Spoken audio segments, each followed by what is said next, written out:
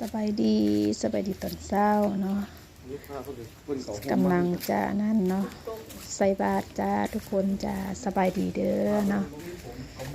นั่งถาใส่บาตรได้ฝนตกเนาะดูประเทศลาวฝนตกจ้าทุกคนเนาะสาธุน้ำเดียวเด้อตื่นแต่เช้าๆเลยนี่เนาะตื่นแต่เช้าบนนี้แต่กะอากาศดีพอดีอยู่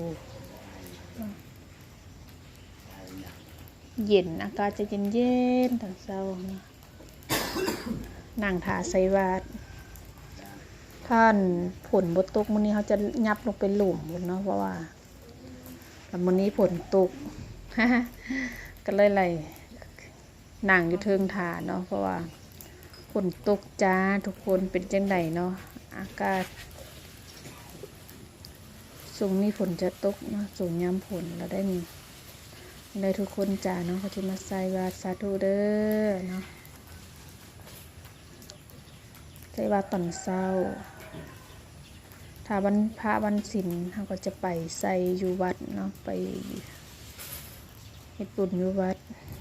เลยค่ะทุกคนเนาะต่อไปเราจะได้ใส่บาตรสาธุเด้อ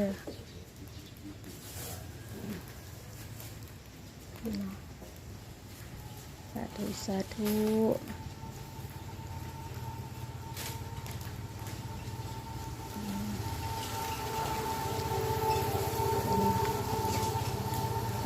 ใส่บาตรตอนเช้าแล้วอากาศเย็นฝนตกด้วยทุกคนจ้าอะไรนี่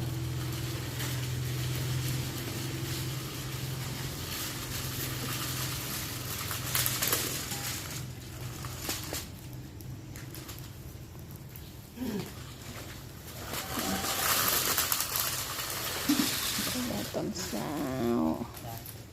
ต่อไปจะหับพรเนาะหยาดน้ำ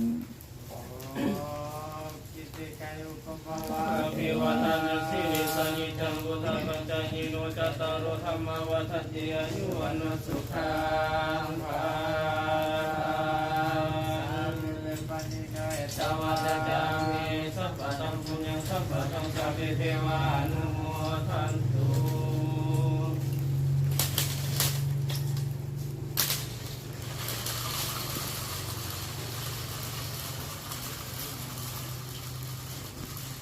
นี่เนาะหยาดน้ำแล้วก็ ถือว่าแล้วเนาะทุกคนจะนี่เลยเนาะใส่บาตรแล้วเขาก็จะเอาน้ำไปหยาดเนาะนี่เลยค่ะ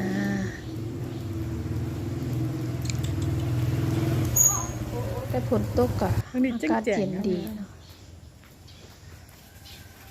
เอาไปให้เสร็จหน่อย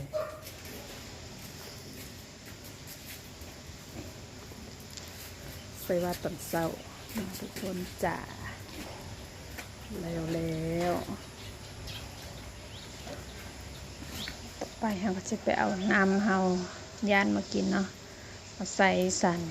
เจ้าเฮาเนาะสาธุเนาะสาธุเด้อ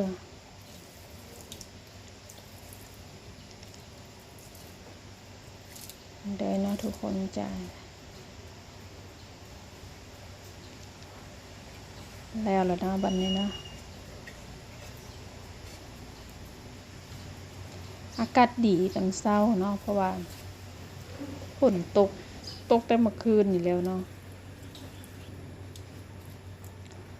ถ่ายหอบอีนมาซ่านนางเพิ่นใส่บาตรยัดน้ำจ้าหาแต่แล้วเนาะตื่นแต่เช้านี่เลยทักทายด้วยทุกคนสบายดี ผักปูเคยหันไปกินน้ำเนาะ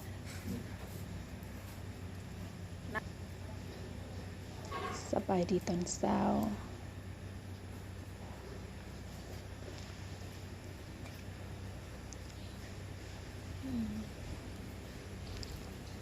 เดี๋ยวจ้า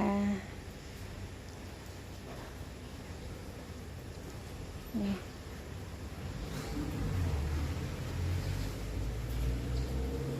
ร้อยเนาะโอเควันนี้ทุกคนจ้าบ๊ายบายจ้า